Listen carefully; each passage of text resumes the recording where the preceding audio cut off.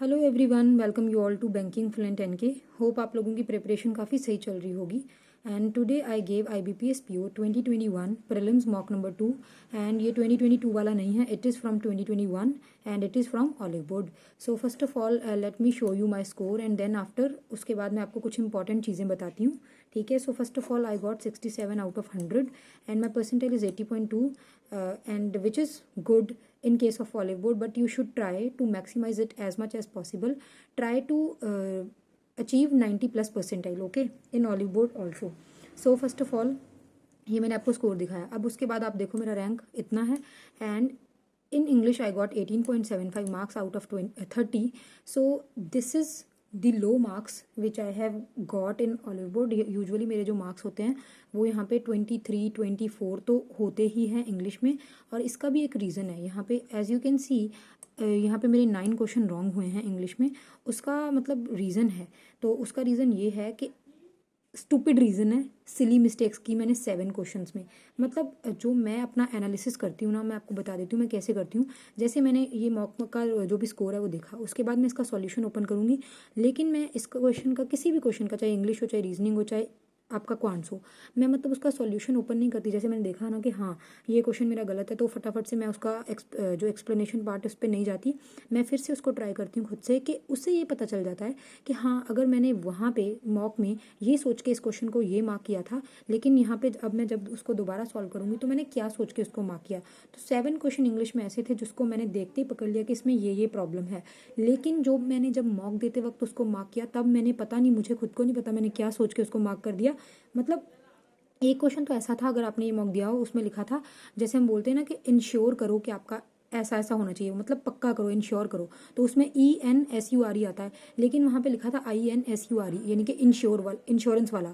तो मतलब ये भी चीज़ मैं पकड़ नहीं पाई, पता नहीं क्या हुआ। लेकिन जब मैंने ऐसे आके इसको देखा तो फट से मैंने पकड़ लिया कि यहाँ पे ये गलती है, इसका ये नहीं होना चाहिए था। तो मतलब ये हैं बेसिकली सिली मिस्टेक्स। तो यहाँ पे मैंने 7 सिली मिस्टेक्स की। तो मतलब आप बोलते रहते हो सिली मिस्टेक्स हो जाती है, तो देखो मेरी अभी भी हो गई। मतलब मैं कोशिश करती हूँ उनको अवॉइड करने की, बट स्टिल मैंने यहाँ पे सिली मिस्टेक कर दी। तो इसका एक ही सॉल्यूशन है, अभी इसको देखो अच्छे से, नेक्स्ट मॉक में इसको रिपीट मत करना, आराम से करो। लेकिन ये भी है कि ना तो मेरे ऊपर कोई प्रेशर है, मैंने किसी प्रेशर में मतलब एकदम रिलैक्सड हूँ। प्री के मॉक में तो मैं बिल्कुल रिलैक्सड हूँ। अभी मेंस का मॉक हो तो हम कह सकते हैं कि हाँ प्रेशर फील हो रहा है, लेकिन मेंस के मॉक के साथ अब मैं बिल्कुल कंफर्टेबल हूँ। कोई प्रेशर, कोई वैसा कुछ नहीं है। बस ये होता है कि हाँ वो चल रहा था और पता नहीं एग्जाम किस माइंड जो मेरा किस वे में वर्क कर रहा था, क्योंकि मैं वहाँ पे कुछ फाइंड ही नहीं कर पाई जो मेरे 9 क्वेश्चन गलत हुए। उसके बाद अब क्वांट्स में देखो, क्वांट्स में मेरा 20.75 है। इसमें मेरा परसेंटेज बहुत अच्छा गया है, जैसा मेरा यूजुअली होता है। इतना मेरा परसेंटेज जाता नहीं है, 65-70 के आसपास ही रह जाता है। अब इसमें बताती हूँ क्यों, मैं आपको सोल्यूशन ही खोल के दिखा देती हूँ, ठीक है। इसमें मैंने कुछ डिफरेंट किया है। एक बार पहले भी ट्राई किया था और उसमें हो नहीं पाया था, फिर मैं बहुत ज़्यादा नर्वस हो गई थी। मैं बताती हूँ आपको मैंने क्या किया। ये देखो, सबसे पहला क्वेश्चन खुला, ये आपका केसलेट DI। मैंने इसको मतलब ये नहीं सोचा कि ये कैसा भी क्वेश्चन हो, मैंने बस इसको ये सोचा कि मुझे करना है। एक चीज़ मैं ना, एक सेकेंड, हाँ एक चीज़ मैं आपको क्लियर कर देती हूँ। देखो पता क्या होता है, someone is saying that ma'am मतलब इसमें ना प्रॉब्लम आ रहा है, कोई सिंप्लीफिकेशन नहीं आया इसमें, थोड़े क्वेश्चन डिफिकल्ट थे। तो मैं आपको पहले एक चीज़ बताती हूँ, जो IBPS क्लर्क या कोई भी क्लर्क लेवल का एग्जाम है, वहाँ पे क्या होता है कि आपको सिंप्लीफिकेशन, अप्रॉक्सीमेशन, नंबर सीरीज आपको पूछी जाती है, क्वाड्रेटिक पूछा जाता है। लेकिन आप IBPS PO के लिए पहले से ही प्रिपेयर्ड हो जाओ, आपको ऐसा कुछ नहीं पूछा जाएगा वहाँ पे। मतलब आपको थोड़ा आपका लेवल अप करने के लिए वो क्या करेंगे, हो सकता है आपको 12 से 15 अरिथमेटिक के क्वेश्चन देखने को मिल जाएं, और उसके बाद आपको हो सकता है 2 या जितनी भी DI मिले, ठीक है, हो सकता है उसमें 1 या 2 DI आपको केसलेट मिल जाए। एक तो पक्का केसलेट मिलेगी, ठीक है, वो तो श्योर है। और आपका सिंप्लीफिकेशन बिल्कुल कम हो सकता है बिल्कुल आए ही ना। हो सकता है कि सिंप्लीफिकेशन 5 क्वेश्चन आ जाएं और 5 क्वाड्रेटिक के आ जाए, थोड़ा लेवल अप वाले, ठीक है। तो मतलब आप वहाँ ऐसे मत एक्सपेक्ट करके जाना कि यहाँ पे तो नंबर सीरीज आया नहीं। अच्छा नंबर सीरीज आएगा तो रॉन्ग नंबर सीरीज आएगा, ठीक है, मिसिंग वाला कम चांसेस होते हैं PO के पेपर में। तो मतलब इन चीज़ों के लिए आप पहले से रेडी होने चाहिए। ये ना हो कि आप पेपर में बैठो और आपका बाद में ये चीज़ दिमाग में आ जाए कि ये क्या हो गया, प्रेशर में ना आ जाओ। सो बी रेडी कि आपके साथ मतलब सिंपल सिंपल चीज़ें PO में नहीं आने वाली। सो अगर आपको लगता है कि आपका भी लेवल उतना नहीं है, तो आप क्या कर सकते हो, PO का फुल लेंथ मॉक दो। एक वीक में 3 मॉक्स कम से कम दो फुल लेंथ, और उसके साथ साथ क्या कर सकते हो, क्लर्क वाले जो सेक्शनल मॉक है ना उनको अटेम्प्ट करो, क्योंकि उनको अटेम्प्ट करने से आपकी स्पीड इंक्रीज होगी, फिर आप पीओ वाला फुल लेंथ मॉक तो दे ही रहे होंगे, ठीक है। तो बाद में जब पेपर पास में आएगा तब हम पीओ वाले सेक्शनल दे लेंगे। तो आपको पहले अपनी स्पीड के ऊपर काम करना है, जो छोटी छोटी चीज़ें उनके ऊपर वर्क कर लो, बाद में बड़ी बड़ी चीज़ों के ऊपर वर्क हो जाएगा।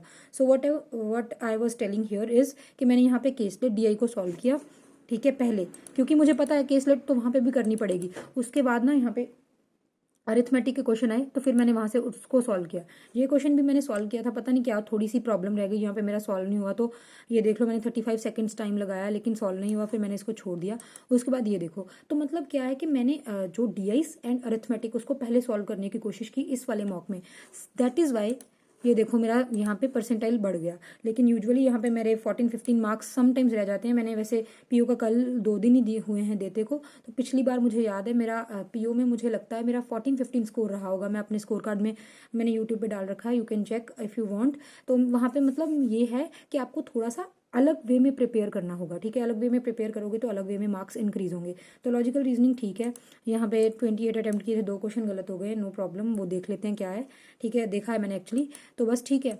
So this is all about this video friends. जो मैंने आपको चीज़ें छोटी छोटी बोली इनके ऊपर काम करो एंड आपको इम्प्रूवमेंट मिलेगा ही मिलेगा, ये पक्की बात है, ना वाली तो कोई बात ही नहीं है, ठीक है।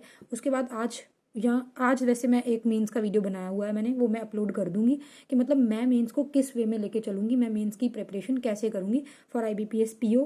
वैसे तो आईबीपीएस पीओ भी है दूर, तो मतलब ये है कि अगर हम आरआरबी पीओ, आरआरबी क्लर्क और आईबीपीएस क्लर्क के मेंस की तैयारी करते तो कहीं ना कहीं पीओ के भी मेंस की तैयारी हो रही है, ठीक है। पीओ में थोड़ा लेवल अप हो जाएगा तो वो हम वैसे ही प्रैक्टिस कर लेंगे, लेकिन मेंस करना है, चाहे आपको होप है आपका प्री क्लियर होगा, चाहे होप नहीं है, मेंस करना ही करना है, क्योंकि अल्टीमेटली मेंस दोगे तभी पास होगे, ठीक है। सो आपको प्री और मेंस को साथ लेके चलना ही चलना है, ठीक है। अपने करंट अफेयर्स को वगैरह वगैरह सब कुछ ब्रश अप करना स्टार्ट कर दो। So this is all about this video friends, thank you so much.